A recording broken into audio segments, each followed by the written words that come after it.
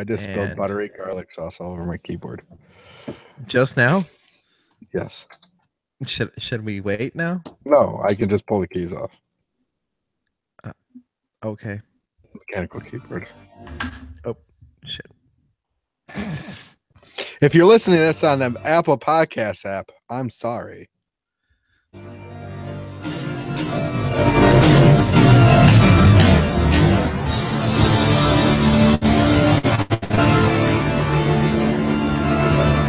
Welcome to Character Crunch, your Marvel special edition for Thor Ragnarok. My name's Dave Moore. Joining me is my best friend, electrical engineer by day, Jeff Sherman Daly by night. Jeff Sherman Daly. Yes. Why do you have to use my middle name? I felt like it. And It's when a variety. I'm electrical engineer, you can call me Hi Doll. It's Hi M Doll. Hi, I am Doll. Yeah. Yeah. Okay. No, Seth. Sounds good. You're a woman now? Oh yeah. Don't I look like a Are you woman? gonna join the Valkyrie? I already am the Valkyrie. Jeff's eating buttery something, and he got it all over his keyboard for those tuning in to the YouTube or to the Apple Podcast edition of this show. Jeff, for just a moment, let's take a moment to appreciate this.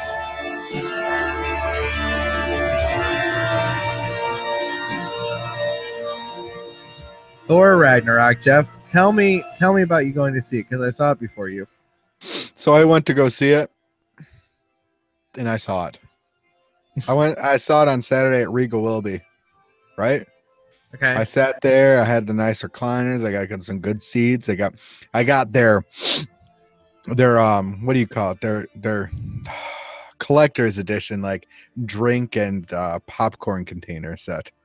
So they actually had like a metal tin for popcorn, and they had like those nice little collector's cups. It's kind of amazing they had those so much later. Like to have those that far after the movie came out. But I guess it's nice. It's a good thing they had them. Yeah. Are they cool, Jeff? Are they cool? Yeah, I get a lot of those cups. That's the first time I saw the tin.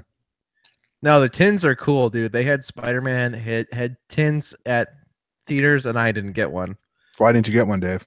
Because I didn't see them at the theater I went to at Regal Crocker Park. The crappiest movie theater. Is that where you went to see Thor Ragnarok? No, I went to see Thor Ragnarok at AMC Westwood Town Center. Good. Cinema 6. I had and they have like those group recliners at AMC's, not at Regal. Mm-hmm. But where you can lift up the armrest and sit with somebody. Yeah. I sat with the most respectful dude I've ever had. He let me have the armrest. Or you could just lift up the armrest and just take up the entire place, like two seats. I thought about it. Definitely crossed my mind. I could have snuggled with this random stranger. That would have been interesting. Did you go by yourself? I did. You didn't go with Rachel? On a cruise at the same time, and I wasn't gonna wait because it would have been like tomorrow that I would have finally seen it. It would have been like a whole week. Mm-hmm. Not to say that I wouldn't go again. It was pretty good. I thought it was really good. Okay, so give me your impressions, because I talked about this on Forget Being Cool, which people got to listen to on the Character Crunch feed. I think it was just like Thor Ragnarok. Thor meets Guardians of the Galaxy. It had that type of humor in it. There's a Thor movie with Guardians of the Galaxy humor. Yeah, but it was Guardians of the Galaxy is funny, and it's meant to be funny, but it's not. I wouldn't classify the genre as Guardians of the Galaxy as a comedy. Versus Thor Ragnarok, which I would classify as a comedy. You would classify Thor Ragnarok as a comedy? I think Guardians of the Galaxy is a comedy, Dave. It's a comedy. I would classify Guardians of the Galaxy as an action adventure sci-fi comedy. Yes. You say comedy, right?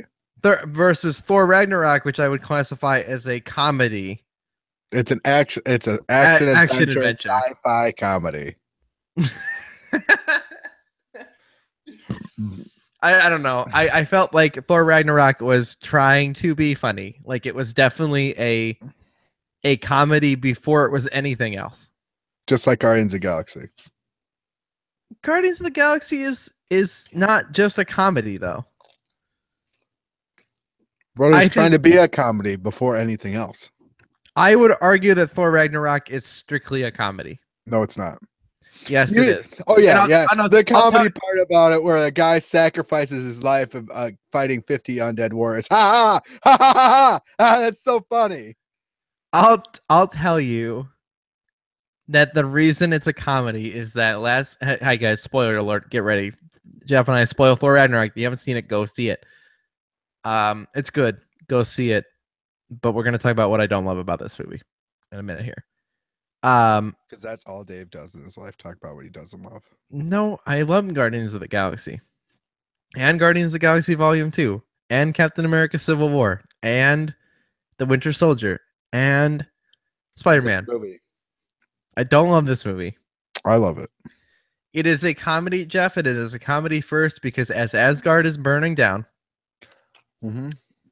Crud or whatever his face is, the rock guy, also the director of the movie, I think, says, "Oh, don't worry, those foundations are strong. We can rebuild it."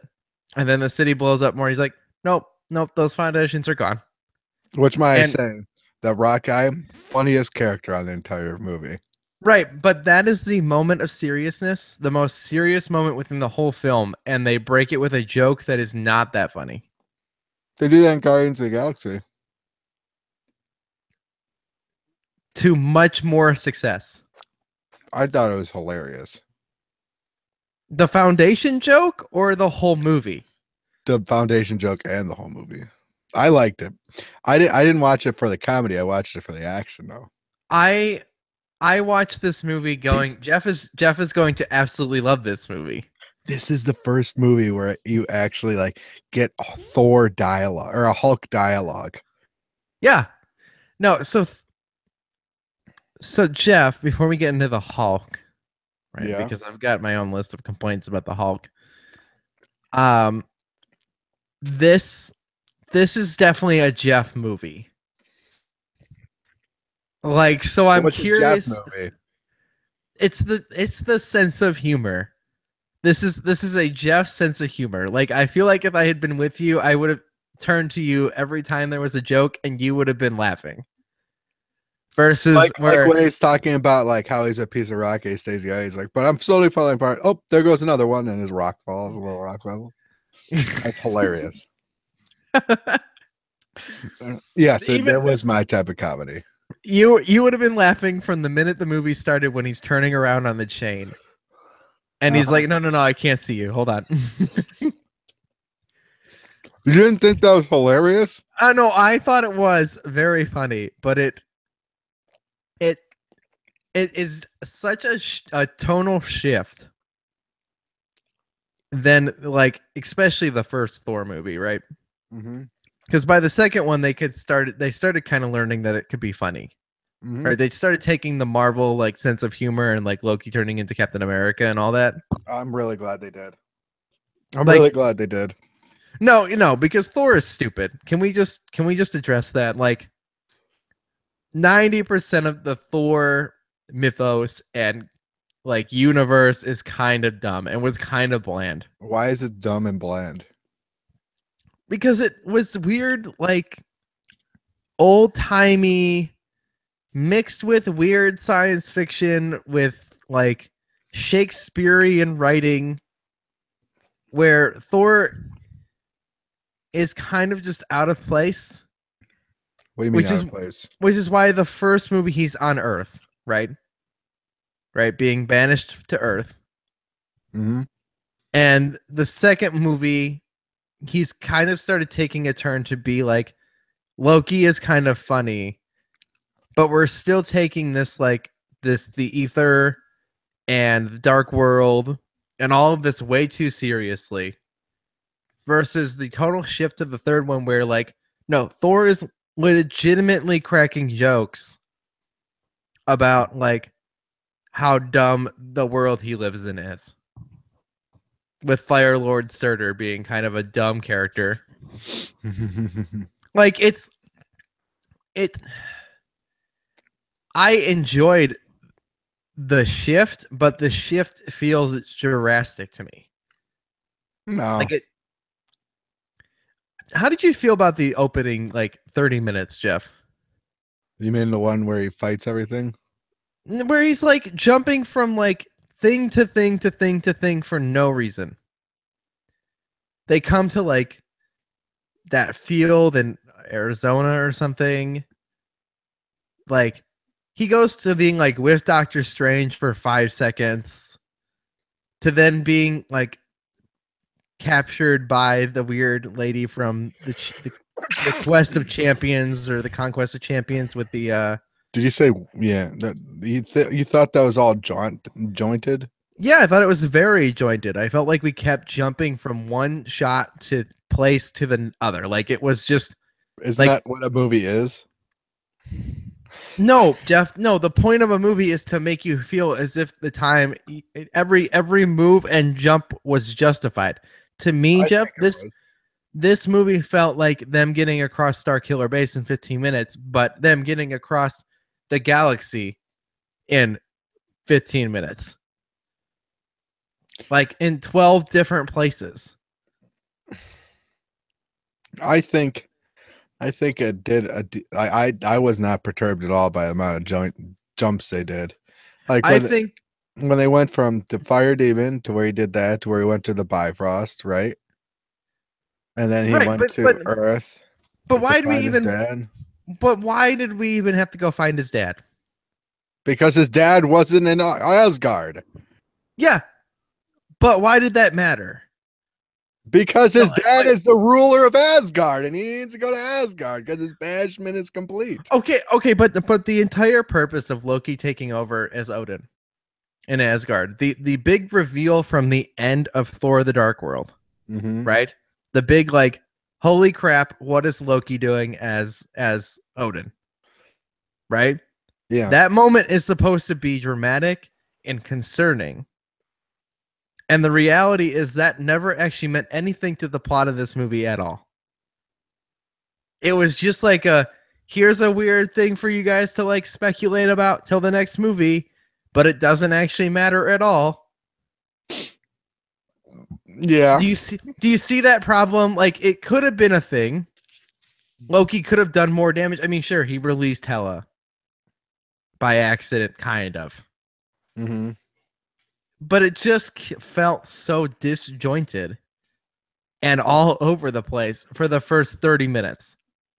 I remember distinctly looking around the theater, like once he's getting into the Contest of Champions, looking around going like, is anybody just like, why did we do all that to get here? Like, why did we have to see Odin die? Like, we could have just had Odin on Asgard. It wouldn't have mattered. Yeah, but Odin being away from Asgard caused his death. Yes. But none of that actually had to happen. I think it would have been more dramatic for Hela to come in and kill him. No, because even in the Odin dying triggers the start of Ragnarok. And Hela can only be like how would Hela get out if Odin didn't die? Well, Hela got out because Loki died. Is that why? Yeah, Odin died. Odin was dying, and he's saying, "I can't keep her at bay any longer because I'm dying." So more justification to Loki being in the position of Odin not mattering at all. Correct? Well, Loki banishing Odin was basically the death of Odin. If Loki didn't see his power and banish Odin, then Odin would have never died. Yeah, but why did he banish Odin in the first place? Because Loki wanted to be the ruler of Asgard. In the place of Odin and run stage plays? Yeah, as a joke for the and not as a joke. It was a joke. The whole thing is a joke. He wanted this whole thing preserved for Loki. I don't know.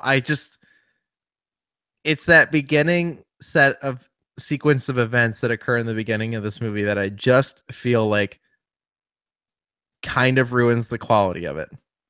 Also, the contest of champions. Let's get to the Hulk here for a minute. Like, yes, that he's a friend from work thing is a really really funny joke. Okay. But I kind of wish we didn't see it in the trailer. Because that moment would have been great if we didn't know. Like, we all would have known as comic book nerds that the Hulk was going to be there. Yeah. Because we would have known that Mark Ruffalo was casted as Bruce Banner. Right? Like, we would have known all of this going in, but we wouldn't have seen that joke, and that joke would have landed better if I hadn't seen it 100 times. Also, the whole entire contest of champions was pointless. It was just a good nod to the where did the Hulk go, right? Which also didn't matter. Just like Odin being controlled by Loki why did it matter where Hulk went? Because he just got in the Quinjet and flew off and got to be the champion of whatever for 2 years, and none of it actually mattered. It was just a nod to comic book fans to say, hey, look, we did Planet Hulk in a movie. They did part of Planet Hulk. Yeah. They did a part of Planet Hulk. They gave him the Planet Hulk armor, and they gave some dialogue. Yep. What did you want them to do better about that? I just wanted it to be not pointless. but there has to be a balance between what has to be pointless or what has to be like worth something and what has like the length of the movie. You can't have everything you want in a movie, otherwise it'd be like a 4 or 5 hour movie. Which is why it could have been a Netflix series. I don't know, Jeff. It just make more money with movie. I just feel like this entire opening sequence of events leading up to the fight against Hela felt pointless. And because of it, like, despite the fact that I really liked a lot of the jokes, right? And that I was smiling throughout the whole movie, and I will never argue that it's not a better movie than the last Thor movie, The Dark World, because that movie was a piece of junk, and you know it. The first Thor movie is a better movie than Thor: The Dark World. I just like all the Thor movies. You are a Thor fan. Yes. And so this is a good thing to say. But Jeff, I don't know. If people are giving this movie praise, it was following in the top charts of like Rotten Tomatoes as one of the most highly ranked Marvel films. I think it's my favorite Marvel film. Is that a real statement? Yeah. What other one would I like better? I don't know. Spider-Man. It was okay. It was good. You're a Spider-Man fanboy, Dave. No, I wouldn't argue that. And Guardians of the Galaxy? Yes. Which I also think Guardians of the Galaxy follows into the category of Jeff humor. But maybe not so much as Thor Ragnarok. A lot of stuff. I knew you would love this movie. And by no stretch of the imagination is it like even at the bottom tier of the Marvel movies. Like, no. Thor: Dark World is at the bottom, sitting next to Incredible Hulk. Okay. But Thor Ragnarok is up there with Iron Man 2. I did not like Iron Man 2 that much. No, I don't either, but I still would say Thor Ragnarok is up there at the top. No. What? I really like Thor Ragnarok. Made me laugh throughout. I don't think I'll enjoy it like the second time around, though. Why not? Because Doctor Strange's cameo feels pointless. Odin being controlled by Loki felt pointless. Hey, Dave, what's a cameo?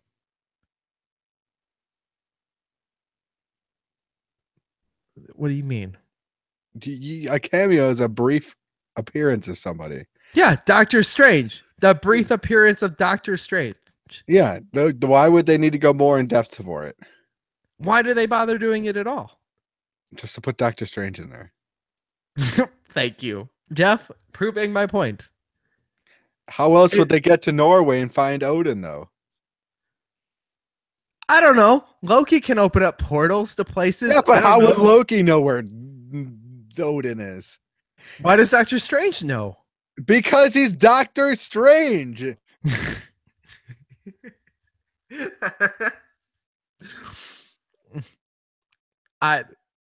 I just feel like we had already seen that scene too.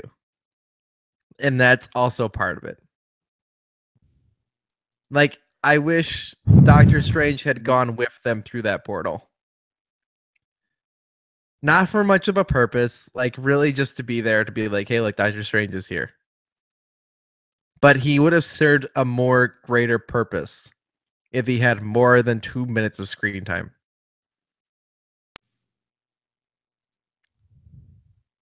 They paid Benedict Cumberbatch something to be in this movie. And I lost Jeff. What I'm saying here, guys, and I will pull up the live chat just in case, things. Oh, hi, Jeff. Welcome back. Hey.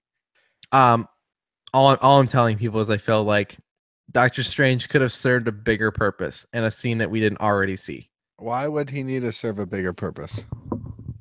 Because he's Doctor Strange. He's Benedict Cumberbatch. He's one of the coolest characters within the MCU right now. He is the future. What big purpose could he have done? I don't know. Go with them to see the death of Odin, and then go fight on the Bifrost. Why would he need to do that? He's to protect Earth. He doesn't need to protect Asgard. Because it would have been cool. Doctor Strange's main prerogative is to protect Earth. It's to not let anything harmful on Earth. Why would he need to go to Asgard? Then he can't look after Earth. Because watching the Hulk, Thor, and Doctor Strange fight side by side on the Rainbow Bridge. Then you can see that in Avengers Infinity War. Yeah, maybe. I don't think we're going to see that in Infinity War. What do you think you're going to see in Infinity War? I think we're going to see Thanos getting all the gems. No crap, Dave. That's what the Infinity War is. No, but Jeff, hold on for a second.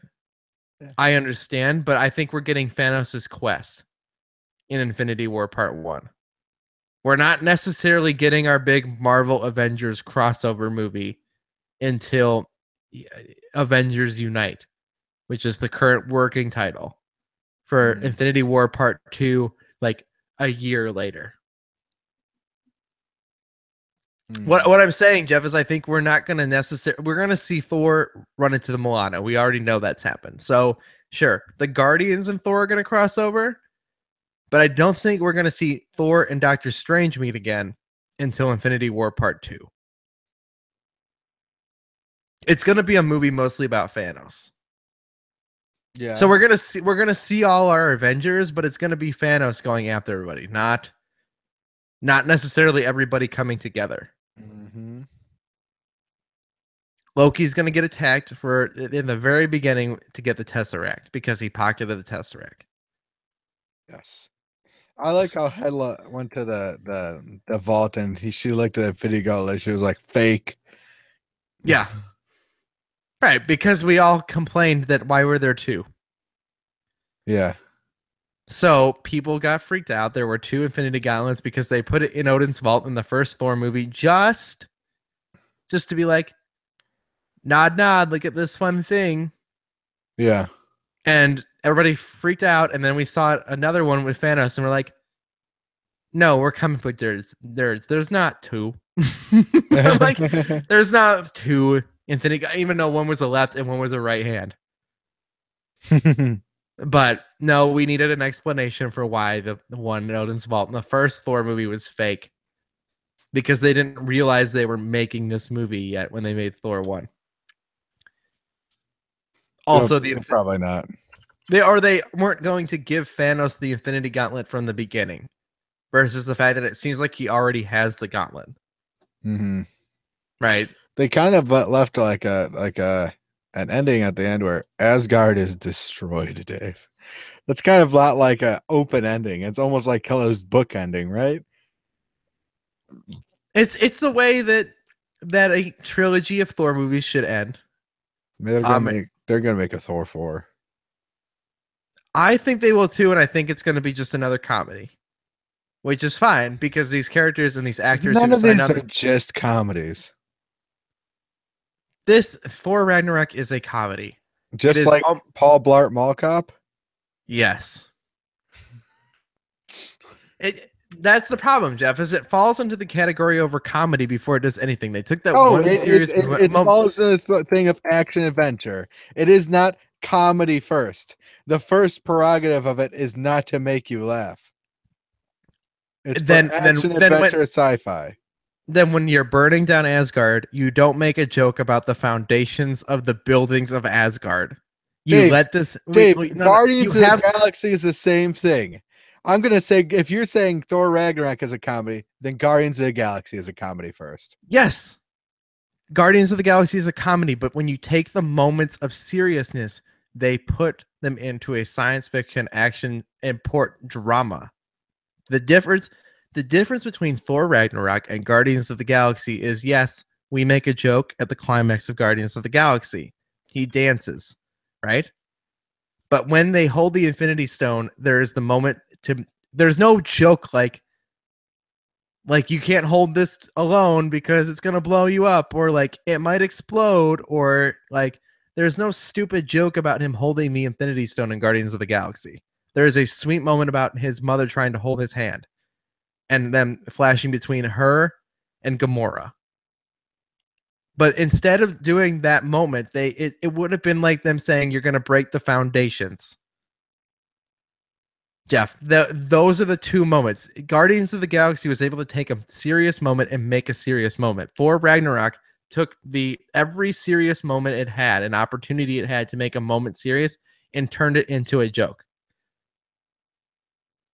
They put a little small joke in there. That is not a small joke. Why is it not a small joke? Because the biggest serious moment was in the post-credit scene where Thanos' ship is looming over them. There is not a moment of seriousness within Thor Ragnarok. When Odin dies. That is not dramatic at all. It was so jumpy. Why is it not dramatic? Because of the pacing of the first 30 minutes of the movie. No, the pacing of the first 30 minutes of the movie was completely fine. I felt nothing but laughter and humor throughout this entire movie. I felt no sad when Odin died. No, not even a little bit. You don't feel bad when Asgard is destroyed? No, because they made a dumb foundation joke. You don't feel bad when Bruce Banner finds the thing of Okay, you know what? You're right. There's one good moment. And now hold on. I want to talk about this. We're pulling from what is maybe regarded as the worst movie of all these Marvel movies. People on the internet freak out about Age of Ultron, right? Mm-hmm. We took a scene from Age of Ultron and made it extremely heartfelt. Mm-hmm. And meaningful, and that is my favorite scene within Thor Ragnarok. I like the Ragnarok. Yeah, that was a good scene. Okay. See? Yeah, no, I will defend. I will agree with you on that one. I just feel like the opportunities for seriousness were so squandered by the jokes. Even one of the coolest moments, which is him jumping out of whatever you want to call it, the ship, and to jump onto the Rainbow Bridge where he's going to turn into the Hulk and doesn't turn into the Hulk, cracked me up. But it was a joke. It wasn't serious. Also, seeing him fight dogs was an interesting callback to Hulk, the first Hulk movie we ever got. Did you say dogs? Yeah, he fights the big black. Yeah, except do you remember Hulk, the movie, before we got Iron Man? No, I think I forget about it. He I fights wanted to forget about it. Hulk fights dogs, like legitimate, like backyard dogs. Why? Because it's a terrible movie. Because it's absolute trash. Because they said, "Hey guys, we made Spider-Man a movie. Why don't we make Hulk a movie? We can make anything into a movie. We can make Ben Affleck play Squirrel Girl Daredevil. movie. Yeah, let's make Squirrel Girl. Did you say Ben Affleck into Daredevil? Jesus Christ! That means same era. Let's make the And somebody probably made the joke like, "Oh yeah, what's next? What's oh yeah, what's next? Deadpool? We're not gonna make a Deadpool movie, and it'll never be good." Also, speaking of that, Jeff, do you want to talk about that big nerd story of the week? That Marvel's in talks for buying out Fox. Didn't know about that. Yeah, Disney's gonna buy Fox. That's pretty cool. So it seems like they're trying to make a licensing deal like Spider-Man. But they have the money to just completely buy out Fox and the entire company. Oh no crap. Disney's huge. Right. So guess what? Disney will own Pixar, Marvel, Lucasfilm. At what point will it be a monopoly? Yeah, right. When does Disney control the entire media space? And it become illegal for that to be a thing. No, but seriously, if we can get our X-Men movie within the MCU, I'm so on board. I think they've realized that there's nothing they can do after Infinity War. Because every other major like event that happens in comic books, like the Secret Wars, everything, every major turning point in the history of Marvel Comics relies on also having the X-Men. Like, you need them. I don't feel like they're gonna have a problem getting Fantastic Four, but they don't want Thor. Yeah, Fantastic Thor. Oh, yeah. Can you believe that worldwide Marvel has made over $13 billion off all their movies so far? Wow.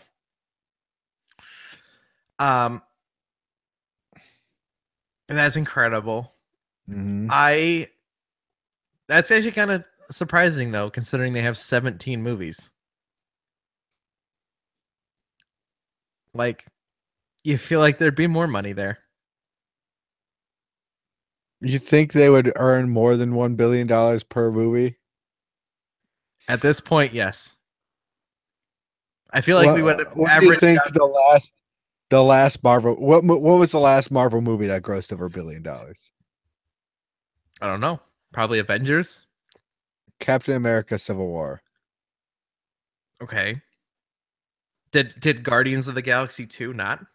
No. Spider-Man didn't? Nope. There have only been 4 movies in this series that have grossed over $1 billion. It kind of makes me sad because people are kind of ripping apart Civil War. It's not a great movie, but it made more money than anything. No, Marvel The Avengers made the most money. I believe that. Yeah.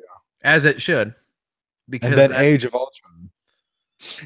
So basically the big crossover movies make the most money. Iron Man 3. Iron Man 3 is number 3 above Civil War. Wow. Which is sad because most people walked out of that movie hating it. Which I didn't. It made no sense. What do you think's the lowest? The Incredible Hulk. Hey, yeah, you're right. How did you know? Because it's the worst movie. Guess what the second lowest one is, though?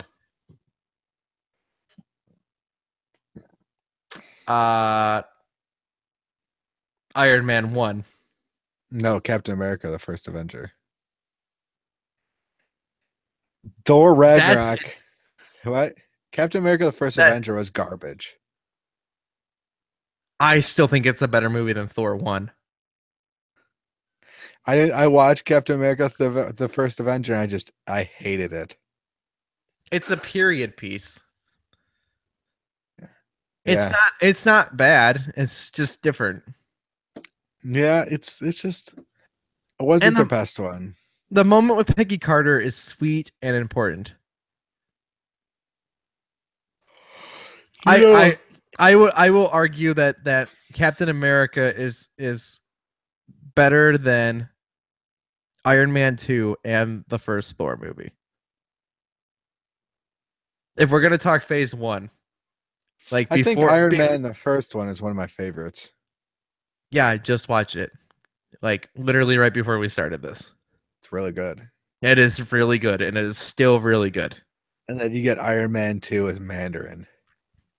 No, Iron Man 3 is Mandarin. Iron Man 3 is Mandarin. Iron Man 2 is Whiplash. Oh gosh, yeah, never mind. Yeah, Iron Man 2. Iron Man 2 is a better movie within the overarching story of the MCU than it is an actual good movie.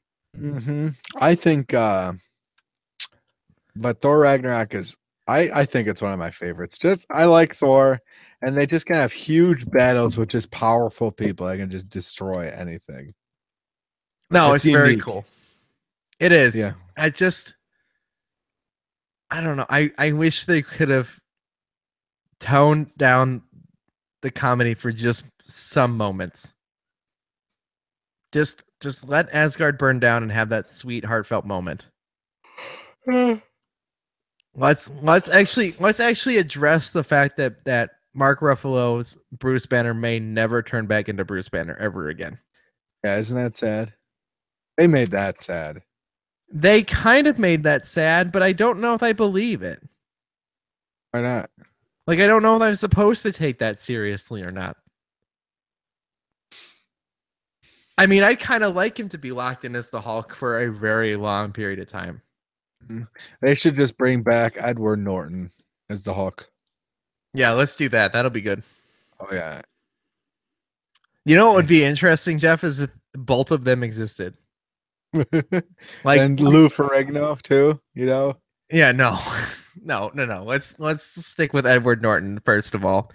And let's retcon the fact that they both exist. Because the Incredible Hulk is that weird like I'm gonna go to this university to meet Mr. Blue because I'm Mr. Green. Remember all this bullcrap? Oh yeah.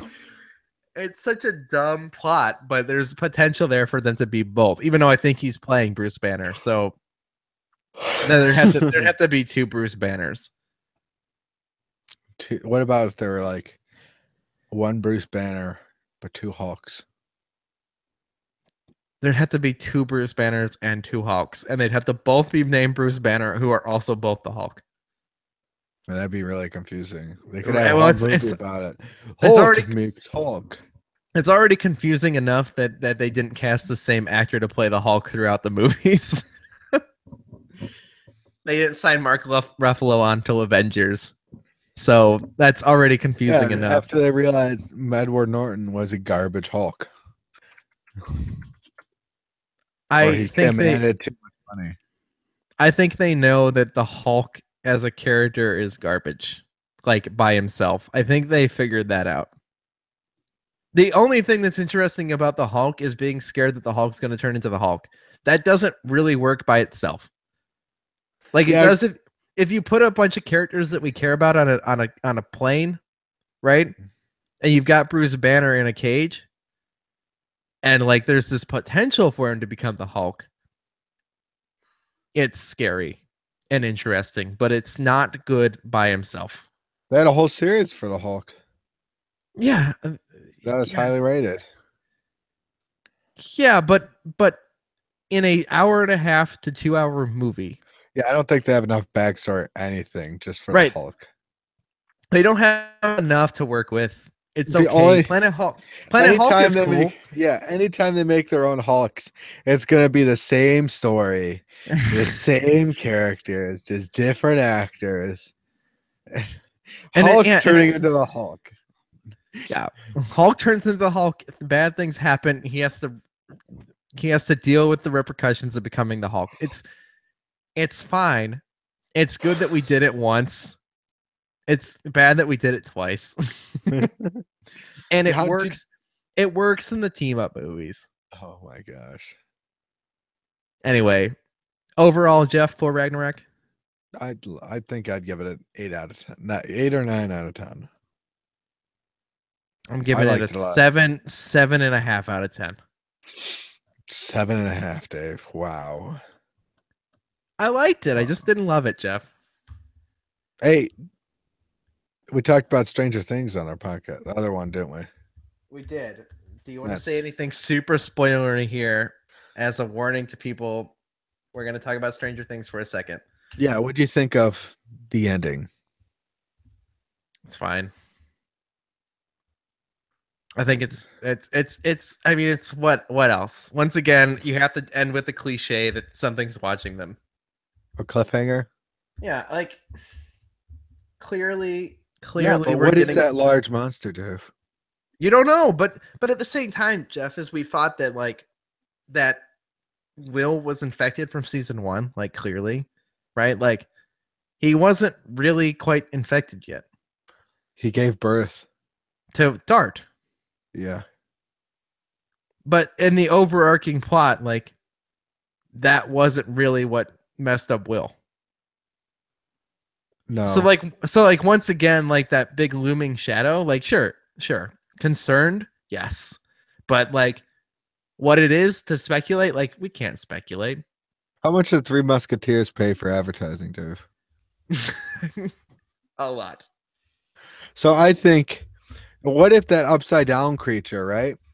That's actually not the upside down. It's an actual alternate dimension, like a alternate universe and everything that was accidentally opened up, and that it was supposed to look exactly like the one they're in, but that creature infected it and did all that to it. Wait, are you arguing that they're within an alternate dimension through the entirety of season 2? No, Dave, I'm saying that the upside down is supposed to be an alternate reality, like an alternate universe, right? Yeah, don't we already know that? But what I'm saying is, what if that looked exactly like the one in real life until that monster took over that place and infected everything? That's an interesting theory. So it was just recent that it became like that.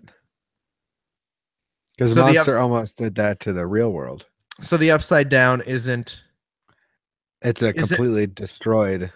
It's a completely destroyed version of the world that we're approaching by letting this crossover into that world. That's interesting, I guess. But this is a movie universe in which we need to solve the problem, so they'll stop it. Mm-hmm. Right. Do you think it'll go to 4 or 5 seasons? What do you think of it? Do you think it'll be good after 4 or 5 seasons? I think season 3 will be good. I think season 4 will be trash. And Why? I think we'll end on a really high note halfway through the end of season 5. Because I think they know where they want it to, I think, and I watched a lot of the Beyond Stranger Things, the show, like the talk show after. The writers seem like they know where they want to get to, but they don't necessarily exactly know how to get there. Mm-hmm. And I feel like that seems like to be the flaw with the show. And that's what I think is wrong with season 2 versus season 1. Like season 1 is a perfect realized vision. I think like midway through season 2, I was like, all right, guys, like let's do something like here. Like this is dumb. Mm-hmm. Like I liked it a lot by the end. I like season 2 better than season 1. Yeah, I think you're wrong. I think if you rewatched, I think you'd change your mind. I did watch season 1 right before season 2. Yeah, you're wrong. You're wrong. Everybody has their own opinion, Dave. I know. That's why you like Thor Ragnarok better than you liked freaking everything else. I liked it. Okay, I liked it better than Spider-Man Homecoming. Oh, all right, fine. You're a Thor fan. This is the debate. I think season 2 of Stranger Things had more of an overarching storyline that affected more people than season 1 of Stranger Things. Season 1 of Stranger Things focused on like where Will is, and they spent the entire season focusing on Will. I think I think season 1 benefits for that versus the fact that like 11's story arc throughout season 2 felt pointless to me. She was trying to find herself. I understand that, but I feel like she only shows up at the end just to solve the MacGuffin. Like I feel like she's literally there to be the power force and nothing else. She was there because her friends were in danger. I think I would have liked her to be gone longer. The entire season. I wish she had been. If she showed up later, she would have more been like a person just to show up out of the blue. Can I throw out a crazy way that I would have liked this? What? She goes missing in season 2. Okay. Goes missing from the cop pretty early on. Like we're talking like episode 2, she goes missing, not episode 4 or 6 or whatever it was. Okay. And we don't get to see what that was. And then she shows up, and season 3 is a focus on what she was doing that whole time. That way we get to draw that story out and tell me more, because I don't feel like they gave me enough. Like it felt like they were rushing her to get her to the point where she came back, but for no other reason. I just don't like her arc. I get it. I understand it, but I don't like it. But if they had her arc in an entirely other season, they couldn't devote a whole season to it because it's not really Stranger. It has nothing to do with the Upside Down or anything. Jeff, there's nothing defining what the show is about at all. Why don't they have 11 episodes in the season? Yeah, good point. Right. No, but see, Jeff, that's a really good point there. It's like they added an episode. They had 9 episodes this time instead of 8. Okay.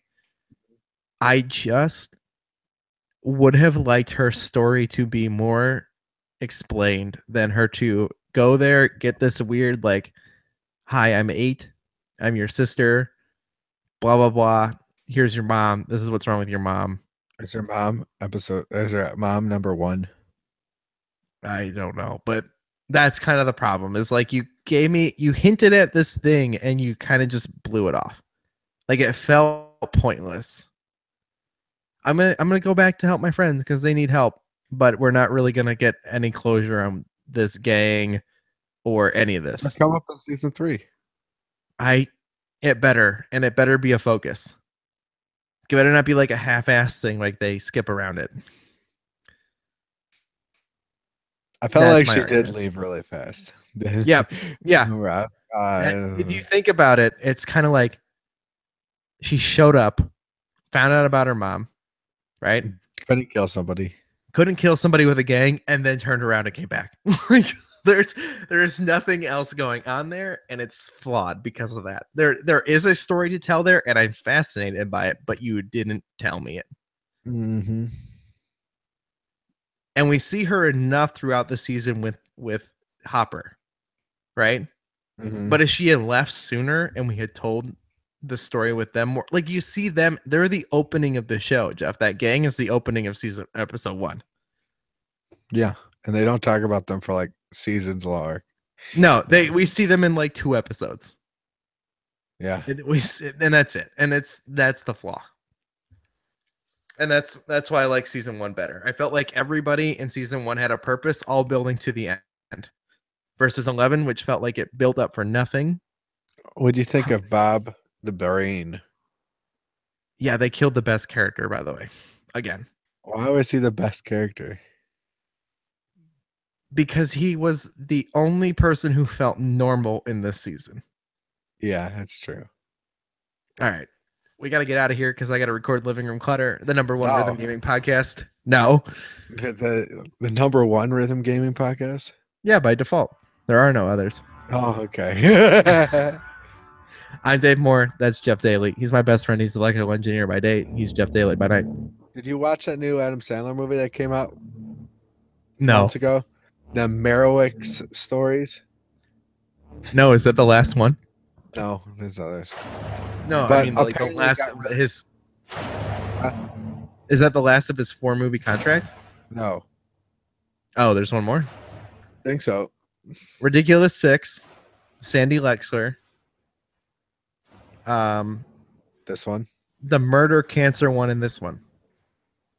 What's the murder cancer one? It's called like Let's Just Do It. We watched it the night that you. Oh, the do-over? Yeah, the do-over. Let's do it. Let's do it. Let's do it. I'm Dave Moore. That's Jeff Daly. You can get all our links to our social media over at charactercrunch.com. Of course, next week we'll be back to watch Breaking Bad. Apparently, it's really good. We need to watch it. Breaking Bad? No, the Merowitz story. All right, we'll watch that as well. How many episodes of Breaking Bad are we watching, Dave? 3. We're watching 3. 3 more, so 6, 7, 8. So 6, episode 4, 5, and 6. We've already both watched 4 and 5. Right, but 6, we gotta finish 6 by next week. We need to finish this All right, season. We'll see you guys next Wednesday for another Character Crunch. Hope you guys enjoyed. CharacterCrunch.com, powered by the Dacespace Podcast Network. We'll see you guys then. This was the best podcast since Spider-Man 2.